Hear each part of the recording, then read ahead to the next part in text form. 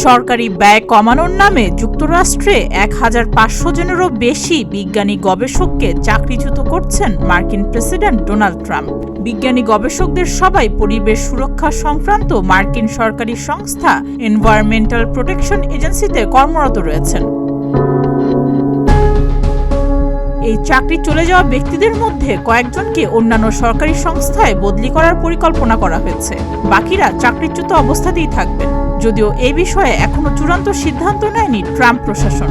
গত ২০ জানুয়ারি president Donald Trump শপথ গ্রহণের পর সরকারি ব্যয় কাটছাঁটের অজুহাত দেখিয়ে ইতোমধ্যে কয়েক হাজার সরকারি কর্মকর্তা কর্মচারীদের চাকরিচ্যুত করেছেন। এনভায়রনমেন্টাল প্রোটেকশন এজেন্সিতে বর্তমানে চাকরিরত রয়েছেন ১৭০০ জন বিজ্ঞানী গবেষক।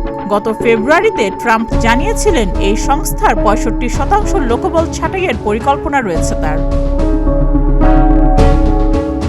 এদিকে ট্রাম্প প্রশাসনের এই পরিকল্পনার কঠোর সমালোচনা করেছেন বিরোধী দল ডেমোক্রেটিক পার্টির এমপিরা। হাউস অফ রিপ্রেজেন্টেটিভসের এমপিরা বলছেন, প্রেসিডেন্ট ডোনাল্ড ট্রাম্প প্রথম মেয়াদে বিজ্ঞানকে রাজনৈতিকীকরণ করেছিলেন। এবার তিনি বিজ্ঞানকে হত্যার পরিকল্পনা নিয়েছেন। সুস্মিতা, প্রতিদিনের বাংলাদেশ।